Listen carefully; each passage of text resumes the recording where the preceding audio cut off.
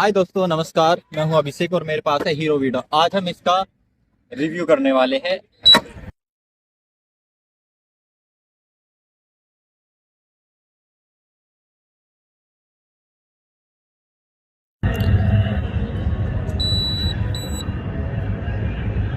दोस्तों, मुझे इसे लिए हुए लगभग 6 महीने हो गए और ये मैंने 10,000 किलोमीटर चला दिए। मैं आपको इसके 6 नेगेटिव पॉइंट और 6 पॉजिटिव पॉइंट बताऊंगा कि इसमें क्या क्या ठीक है और क्या क्या नहीं। सबसे पहले इसके पॉजिटिव पॉइंट की बात करता हूं तो नंबर एक जो पॉजिटिव पॉइंट है वो इसका मैं दिखा देता हूं यहाँ पे। इसके अंदर आपको डिस्क ब्रेक मिल जाता है। जो फ्रंट का डिस्क ब्रेक है वो एक स्मूथ तरीके से डिस्क ब्रेक काम करता है।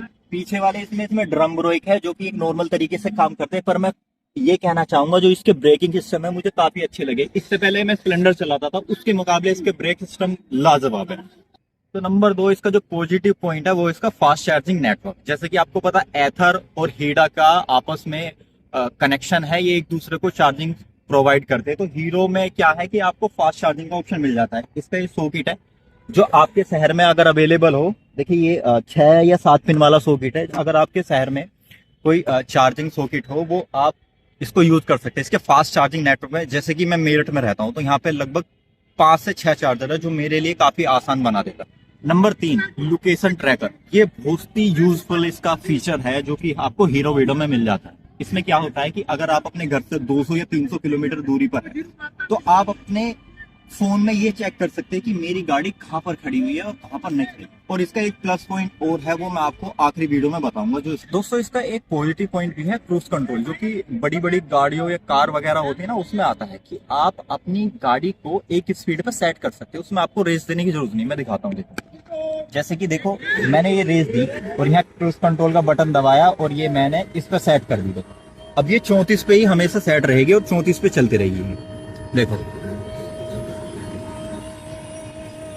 नंबर 5 इसमें क्या है, इसकी गाड़ी में रिमूवेबल बैटरी होती है। इसका बहुत ज्यादा मुझे बेनिफिट लगा जो मैं क्या आपको दिखा देता हूँ। आइए, इसमें क्या होता है कि आप अपनी गाड़ी की बैटरी इसको निकाल के आप कभी भी चार्ज कर सकते हो। ये लगभग 10.5 किलो की बैटरी है, हमने तोली थी। इसे आप अपने घर में अंदर ले जाके कभी भी चार्ज कर सकते हो। नंबर 6 इसका जो आपका पॉजिटिव पॉइंट है वो है इसका बूट स्पेस। मैं दिखाता हूँ इसका बूट स्पेस कितना है। ये हमारी गाड़ी का बूट स्पेस है जिसमें कि एक फुल्ली हेलमेट आ जाता है।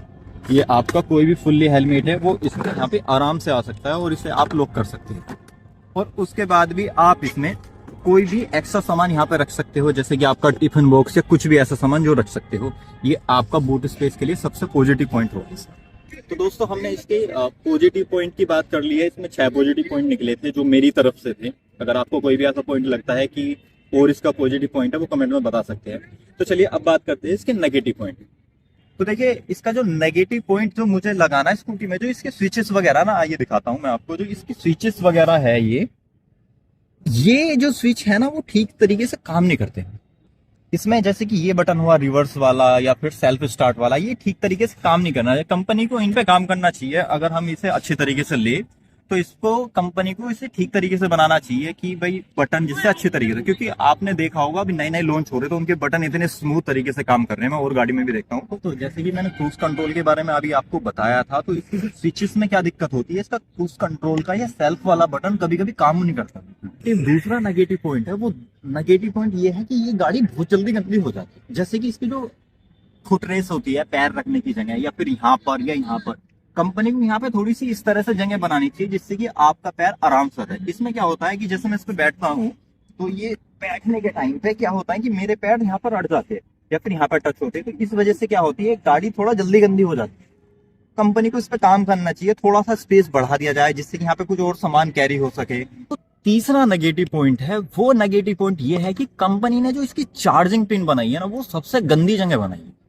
उसमें क्या होता है, अभी जो ना लास्ट टाइम 1 महीना पहले मेरा चार्जर खराब हो गया। वो किस वजह से वो बताता हूँ कैसे। देखिए इसका जो चार्जिंग पिन है वो यहाँ पे दिया हुआ है कंपनी ने। जब हम यहाँ पे चार्जर को लगाते हैं तो वो चार्जर का केबल यहाँ पे खिंच जाता है, और जब केबल खिंचता है ना तो उसकी केबल खराब हो जाती है। खराब होने की वजह से चार्ज नहीं हो पाता। तो मेरा पिछले महीने मेरा चार्जर खराब हो गया था। तो वो ये अच्छा है कि वो गारंटी में था, वो रिप्लेस हो गया, वरना आपको बड़ी दिक्कत हो जाती, क्योंकि इसका जो रिप्लेसमेंट कॉस्ट पड़ेगा ना वो पड़ेगा 20,000 रुपए। जो चौथा नेगेटिव पॉइंट है ना, वो सबसे बड़ा नेगेटिव पॉइंट है इसका चार्जिंग टाइम। इसका जो चार्जिंग टाइम है पूरे 6 घंटे लेता है चार्ज होने के लिए।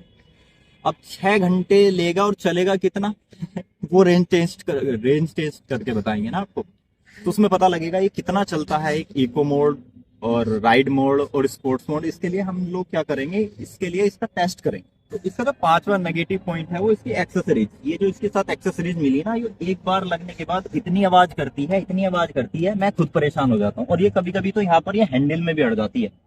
तो ये आपको देखना पड़ेगा कि इस वाली एक्सेसरीज के साथ चलना है या फिर अलग से एक्सेसरीज खरीदनी पड़ेगी। जो टिप्स है वो मैं बताता हूँ आपको क्या है।